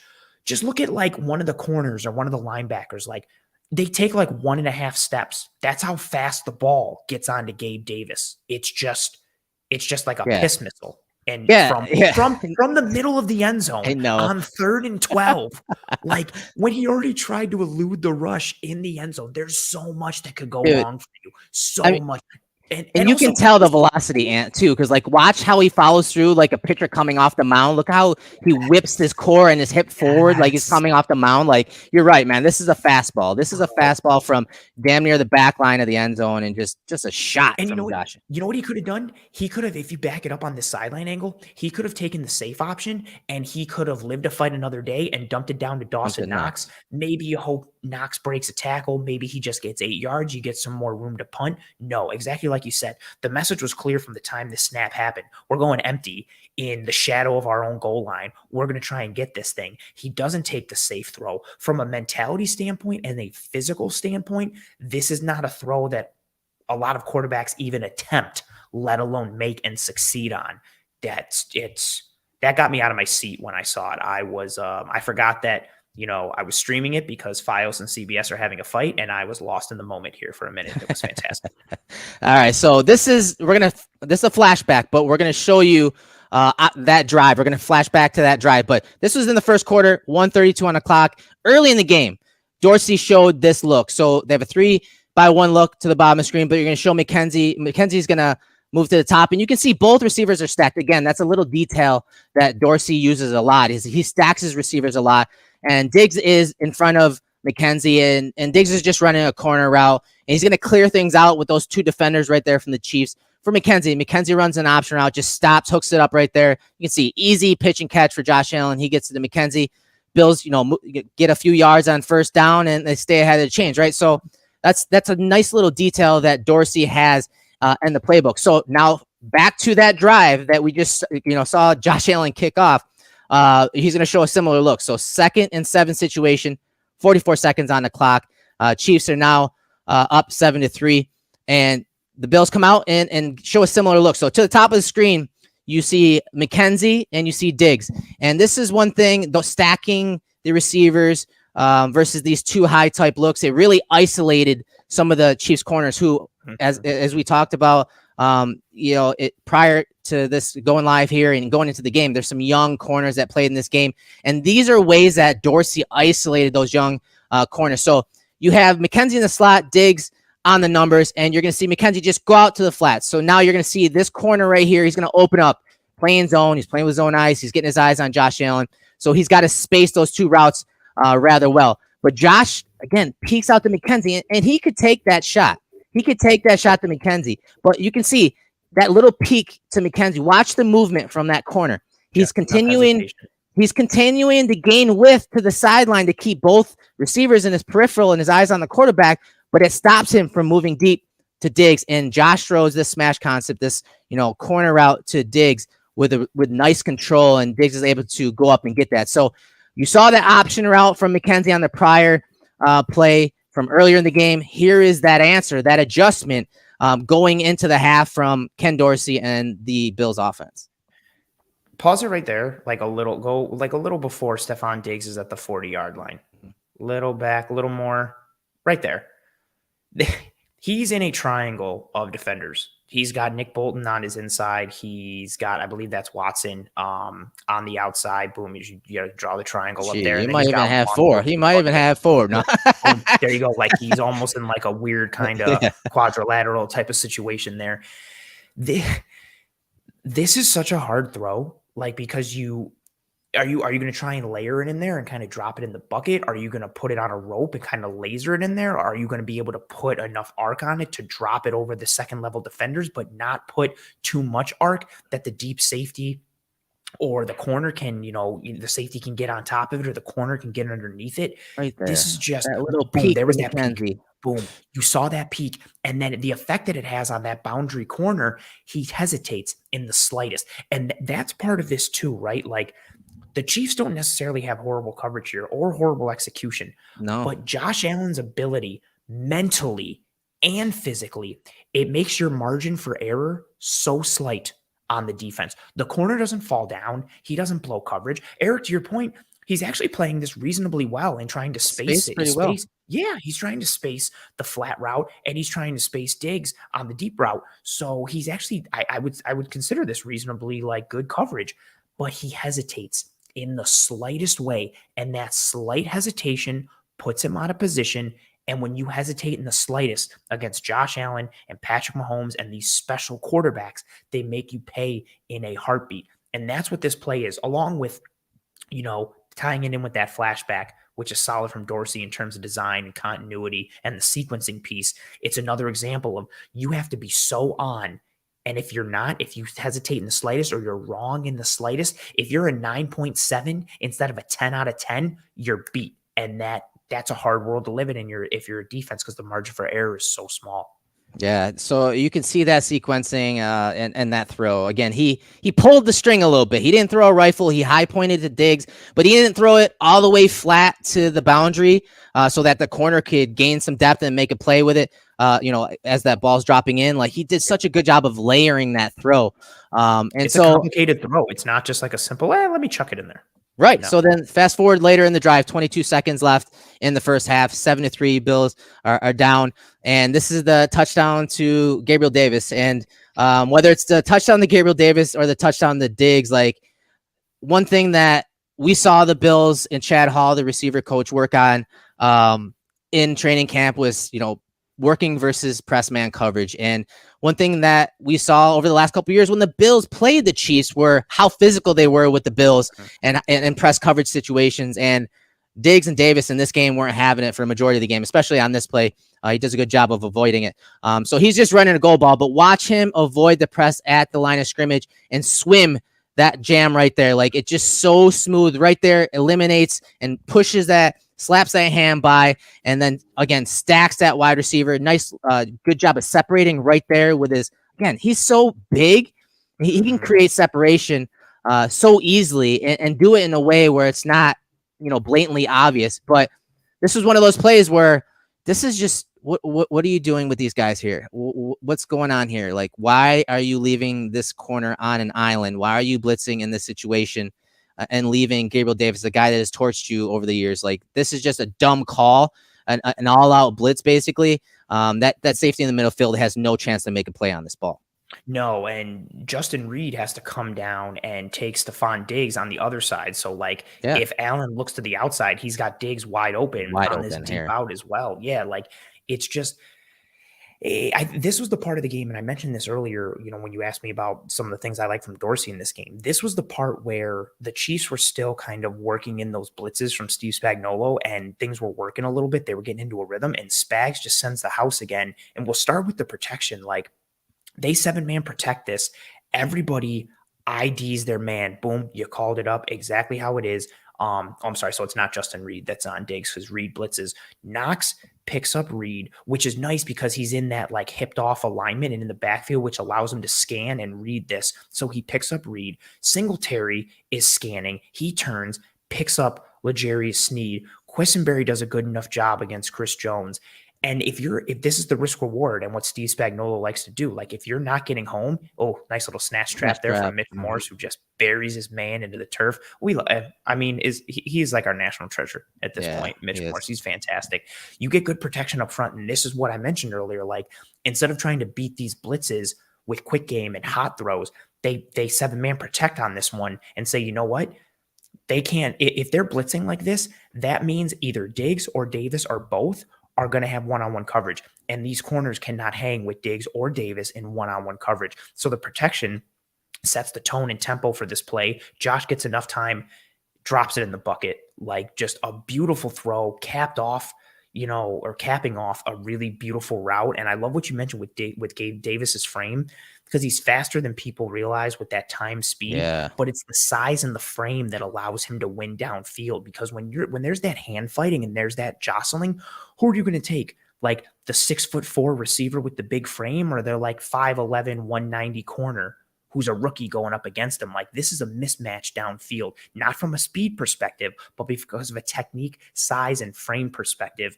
Also, again, to your point, really nice release package. That's where you see all those hand fighting drills that everybody laughs at during training camp, that it looks like, oh, are they doing like jujitsu or whatever? Put Like, the no, MMA gloves real. on. Yeah, Exactly. that's exactly why they do it. Real. All right, so back to some of the stacked alignments in this game. So we're in the fourth quarter, 3:31 on the clock. Bills are now down 3 points, 20-17. First and 10 situation. So this is that final drive. And again, the Bills show a really nice sequence here. So early in the drive, they motion Diggs to the top of the screen. You're getting those stack type looks. They kind of mirror the release. Watch how Knox and Diggs just slightly kind of release outside like this. All right, you can kind of see them release very similarly. But with Knox getting vertical up the numbers, again, this guy has to kind of space those two guys. Again, it's a too high look, so he's just got to stay and maintain leverage over the top. So guess what? Josh has an easy throw to Diggs. And again, getting 5 yards on first down on the final drive, like get the offense rolling, and they do here. So this is a really nice play. Again, stacked alignment. You get that clear out from the lead receiver, the lead tight end there in Dawson Knox. Well, guess what? They come back to it. And they come back to it in a money situation, right? They come back to it when it's a 3rd and 2 situation on the same drive, 2:43 on the clock, Bill's still down here. And so they need a play. It's 3rd and short. 3-by-1 to the top. They bring, Diggs up and then back across the formation. He hugs right behind Dawson Knox right here. Chiefs play a slightly different coverage, more of a man coverage here, but that guy's got to stay over the top of Knox, and then you have the easy clear out from him, and Diggs goes ahead and picks up the first down. Yeah, Justin Reed ends up blitzing from this boundary side here once Diggs goes in motion, and then it's just straight 2-over-2 in a man coverage scenario, and there's no leverage. No matter who's covering Diggs, whether it's Thornhill coming or Bush coming down from the top or the underneath defender, he's just out leveraged. Diggs gets it's almost like a free access, type of look at this point. And Josh reads it right away and takes what he's given. Cover 0 on 3rd and 2. Like, I mean, Josh, he did struggle. He did struggle against the pressure, especially when you look at the numbers at the end of the game. But there were situations, I think he completed 43% against the blitz. But guess what? Two of those completions were touchdowns, and he was completing these late in the game where he was getting it out to his guys and they were moving the chains. Yeah, when blitzed, he was 7 of 16 for a 43.8 completion percentage. So, yeah. But again, a lot of that was highlighted by starting out 0 for 7. So he started out 0 for 7, but then went 7 for his next 9. And that's because he started to read what was coming at him. Dorsey put him in some better situations. Efficient plays, yep. Yes, that's the huge piece, right? Efficient plays, especially when you're trying to lead a game-winning drive. You don't need a 70-yard touchdown right off the bat. You don't need the huge chunk plays. Just take what the defense gives you, move the ball down the field. And you know what's also a nice benefit of this? As you're moving the ball down the field in these bite-sized chunks and continuing to get first downs, you're also keeping Patrick Mahomes off the field and giving him less time to potentially lead a game-winning drive if you score the touchdown. So it has that added benefit. But if just looking at it in a vacuum, you're setting your quarterback up for success with the play design. He's taking what the defense is giving him. Nice, calm rhythm. It's not the Miami game, right? It's not mentally and physically taxing. It's just snap. Oh, cool. Dump it down. Live to fight another day. Keep going. Yeah, and so here's a play from the same drive. It's what I call the trust throw. Empty set here. Diggs is going to get the ball to the top of the screen. Another too high type look, and Diggs just sits in that gray area. I call it the gray area between the corner and safety here, and what appears to be quarters coverage. You see there's a guy right here, the linebacker, picking up the seam read from McKenzie. This guy has to wide into the flat, so the window is right here. It's a trust throw to the gray area, but it's a play and a route, I should say, from Diggs. As I drew it up there, he bends it inside, gets vertical, pushes outside just a little bit, and then kind of sits down, curls it up. It's a similar route that looked like the Titans game, that big play to Diggs. He was on the bottom of the screen. It was a Dino post where he kind of worked up the numbers to the bottom of the screen, then nodded to the corner and then went to the post for that big play for the touchdown. This route looks exactly like that. It looks exactly like that, but he curls it up in that gray area, and then Josh again throws it to that area, and you can see the passing lane right here. He throws it to that area inside just a little bit, and Diggs has to adjust late. But this throw is amazing. And this angle, again, yes, you can see the distance, but how Josh threw it and what pocket Josh threw it from was just ridiculous. Watch this, Anthony, from the end zone angle. Watch this, guys. Like how he's able to manipulate the pocket here and make this throw as the pocket's getting pushed into his face. Like, look at this, and then let it go. Like the way he is able to throw this with the right tackle getting pushed back into his face. Again, trust throw. Pockets collapsing on him, throw into the gray area. Just incredible stuff from Josh Allen. We talked about his arm angle on that fastball throw to Gabe Davis from the middle of his own end zone at the end of the second quarter. Look at what his arm angle. We have a super chat here, brother. We got a super chat here from John. Yeah, oh, okay. I'm sorry. I didn't see. I was looking at the play. He says, this is a smart football team. Josh doesn't get enough credit for how damn smart he is. Dude is a sharp, and he gets football. Yeah. The sugar high narrative and how Josh's football IQ is catching up to his athleticism and talent and physical talent. Like, man, stop it. This guy has been playing like this for several years now. He's been playing this way for years now. Like, find something else because this ain't it. All right. But John, we appreciate the super chat there. Yeah, big time super. Thank you for the super chat, John, for being here in general. Yeah, you get those people though who want to either like get in on the bus that they're late to get on, or they're trying to just get a piece of the action, and so they throw out things that are not accurate because they don't actually watch or don't watch correctly. But it is what it is. This throw is, again, it's another arm angle throw from in the pocket as the pocket is collapsing around him. Instead of having more of like a 3/4 arm angle delivering on this one is more an over the top, which he has to because of how the pocket is collapsing around him. And as he's moving to his left, and the throw, like this is also like another like not normal throw. Like you have to throw this with precision. The placement has to be there. The trust has to be there. Like you mentioned, like you have to trust that Diggs is going to be there and run this route in the way that you can't even fully rotate through this either. That's what's crazy, man. Look at him falling. He's kind of fading to his left. And how many times have we seen that? Whether it's just like pocket manipulation to like step or slide or get himself clean to have a better opportunity to throw, or making throws with chaos around him. Like he's had so many throws where he is not able to step in because guys are getting pushed into his lap or the pocket is collapsing. The torque and the upper body strength and the arm strength that it takes for you to get a throw off in general, let alone, again, where's he throwing it from? He's throwing it from that hash. And he's throwing it to the numbers, to Stephon Diggs, in between kind of almost 4 defenders. Actually, like 3 because Bolton starts to move inside. But he's got that underneath defender creeping in a little bit. He throws this with good enough anticipation. He reads it. He has the arm strength.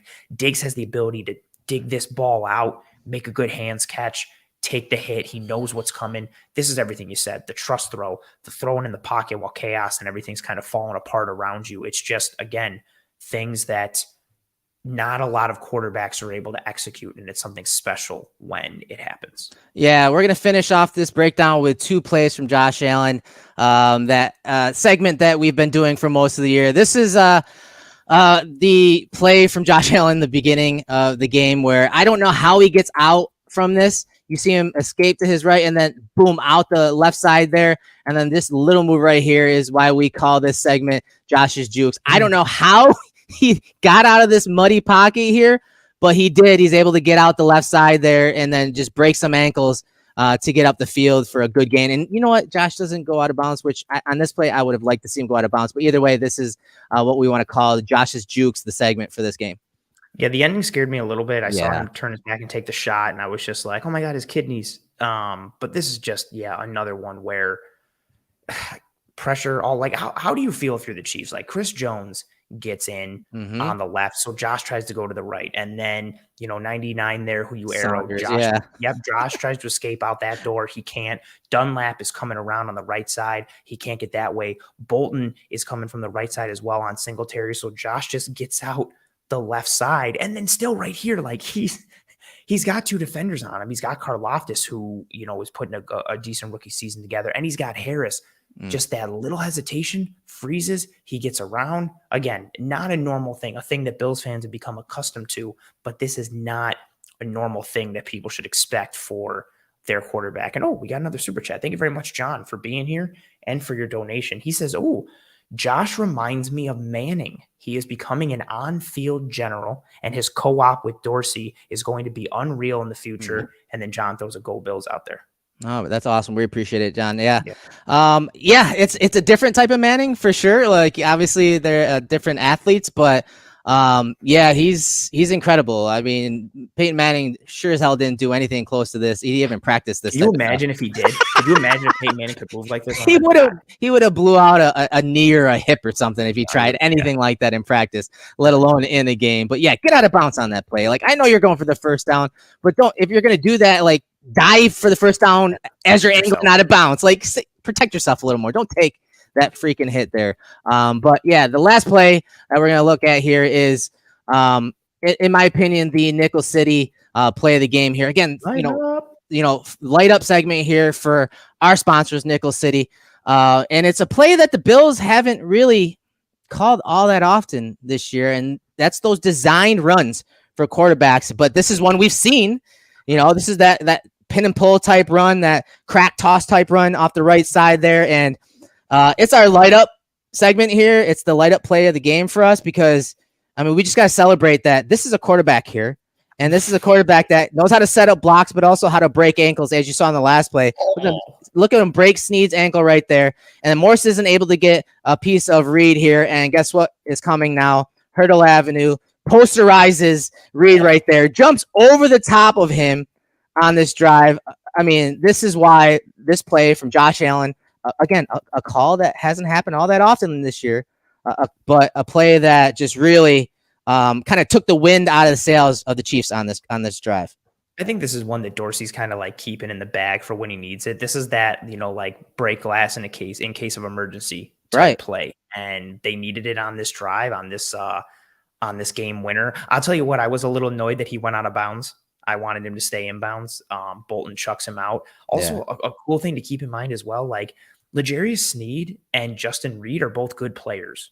And Josh Allen makes them both look foolish. Like, they're not just good players for the Chiefs defense. Like, they're good players. And Sneed gets worked. Justin Reed gets worked. And I love the way Bolton chucks Allen out of bounds because you can tell there's a little like pissed off energy to it. Yeah. He's just, get the hell out of there. Like, he's just like mad about it because not only did Allen get the first down, but he's making dudes look foolish. Like, you shouldn't be this big with an arm like that and a mental game to play quarterback, like putting dudes on skates. And I love that you mentioned Bolton because the Bills came out empty and the Chiefs are in man coverage. So Bolton has to go with Singletary. So that's taking away the Chiefs' best run defender away from the point of attack. Dable used to do that all the time last year on these type of plays. He would use McKenzie in the backfield. They would point out that they're in man coverage on defense and then run that wide zone run in the opposite direction and then boot out, Josh Allen to the right side in these, pin and pull sweep type plays. Like, this is just good stuff. And you're right, man. Bolton was frustrated on this play. Again, it took the wind out of their sails. And that's why it was the let up segment for us. Just incredible stuff from Josh Allen, incredible stuff from the Bills offense. And good stuff from Ted to lead off the defense and the odd mirror stuff. We talked about Dorsey, some of the details of his offense and how he moved receivers splits and moved digs around. Like, that was a loaded show, but we wanted to cover both sides of the ball for you guys because it was a big win for the Bills and one that could have ramifications down the road. Yeah, the Bills are sitting here now with a game advantage on the Chiefs, just like, similar to how they had a 2-game advantage coming out of Kansas City last year. And hopefully those odds are in their favor more this year than they were last year when the Bills kind of faltered in that middle part of the season and ended up, having to go to Kansas City again. But, we talked about it offline. These two teams seemed like they are destined to do this dance forever. They meet again in the regular season. Next year, it seems like they're still the two best teams in the AFC, and they will potentially see each other down the road, hopefully for the Bills' sake, in the city of Buffalo this time, which would be interesting as well because Patrick Mahomes has yet to see an away playoff game for the Kansas City Chiefs. And speaking of interesting, Eric, wouldn't it be interesting if Cover One had some sort of like subscription service that gave you more access to content and the creators in the team? Well, and we do. It's called One Pass. It's our One Pass Club access. You can see some of the details and what that entails. It's $57 for the year, and that's because obviously We're hoping that the Bills make it to the big game, number 57, at the end of the road there. So when you get your subscription, you become an insider with us, you'll get a T-shirt, you'll get a decal, you'll get access to all of our premium content on the website. You'll get access to probably the best part that, and this is not coming from us, this is really coming from everyone that is a part of this in our community. It's the Slack channel, right, Ant? Yeah, the Slack channel is awesome. There's literally channels for Bills and channels for just like regular everyday life stuff, fantasy football, and not only that different channel piece, but it's that community piece. Like the people who subscribe to that and get access to that, they are the type of people who enjoy diving into the game of football, learning about more. These are the type of people you want to have football conversations with and conversations about the Bills with, in addition to having more access to the entire Cover One team, which I guess sounds like a good thing. That's a pretty awesome thing. And I can't tell you how many times when we bring this up and plug it, like the first thing people always say in the chat who are members, they always come through on the shows and say the Slack channel, the Slack channel, the Slack channel. It's a huge piece and something that, we're tremendously proud of here. Yeah, at Cover One, and we're proud of this episode of the Film Room. That big important game, and Eric, we were able to dive into a lot and cover a lot on this episode. Yeah, it was good stuff. And as I said, like we have stuff on the YouTube channel, not just our show, but other shows every day of the week, sometimes 2 shows a week. We have written content every day, some unlocked, some of it for premium subs only.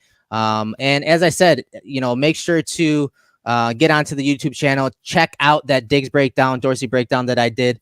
But we have tons of content for you guys. And, Anthony, Russell, and Kendall are also doing some cool things, more national stuff and covering other teams late in the day on Sundays. And talk about that before we wrap it up. Yeah, myself, Kendall Mursky, and Russell Brown are the hosts of the Cover One Football Weekly Show, live every Sunday at 7:15. This past Sunday, we didn't go live because of, the Bills game and post-game, stuff that happened on the network. But we recorded Monday, uploaded all our different game breakdowns into segments on the Cover One YouTube channel. And it's the same level of detail and analysis that you come to expect from myself and Kendall and Russ and this brand, really just applying it to a multitude of teams in the NFL, players, notes, game pieces, schemes, structure, teams, everything that you need to know and stay up on as a football fan, and also as a fan of the Buffalo Bills, because just because you're a fan of the Bills doesn't mean you don't need to know about all the other 31 teams in the NFL, which you do because they are your enemy. And yeah, we're extremely proud of having that show. No, it's been great to have you guys doing that and breaking down film and talking the in-depth stuff that we expect of the Cover One brand, and you guys have been doing a great job with that. So get to the YouTube channel again to catch up on all of that. Add it to your lineup. Add it to your either your audio or your video lineup, because it's good stuff and the guys do a great job with it. Thank you very much. I appreciate that. We try as we start to plant the flag of Cover One into new fan bases and markets and demographics. But Eric, as we sit here now, I think it's about time we say toodles to the people here. We've rode here for an hour and 41 minutes. Again, major thank you to Ted Nguyen for stopping in for the first portion of the show and really breaking down the X's and O's of this Bills defensive performance against the Kansas City Chiefs. Thank you very much to all the people who rode with us on this episode. We were rocking a high live number viewership count, still sitting here at 10:30 and into 10:50 on this Tuesday night Eastern that it is right now. So we appreciate all you folks for riding live with us. Yeah, big time thank you. If you are here with us live now, before you leave, please drop a like on this video. It goes a very long way, a surprisingly long way towards helping us to track and trend in front of more eyes and ears. If you are watching this later, that's cool too. We appreciate your post live view. Please drop a like on this video as well. If you are listening on any one of the podcasting apps or platforms, that is very cool too and very much appreciated. Please review and rate and subscribe to Disguise Coverage. Disguise Coverage. Oh my God, I'm together. Look at me falling apart. To the Cover One Film Room, but also to Disguise Coverage, also to Cover One Buffalo, also to the Roundup and Air Raid Hour. Yeah, we have a ton of shows. Fantasy football now. Like, we have you covered every single day of the week with a multitude of shows. Subscribe to the Cover One channel, audio platforms, YouTube, any which way you slice it. We appreciate your views, your listens, your downloads, the super chats, the engagement with each other, the engagement with us, your presence, the kind words, anything and everything. Please keep it up with those likes. We appreciate the hell out of you folks. And this has been... We went a little longer, but we needed to. This was an important game. It required an important breakdown with an important guest. And that'll do it for us here on the Cover One Film Room. For myself, Anthony Prohaska, for my co-host tonight, Eric Turner, the founder and godfather of Cover One. This has been another episode of the Cover One Film Room. We will see you next week. Godspeed, and as always, go Bills.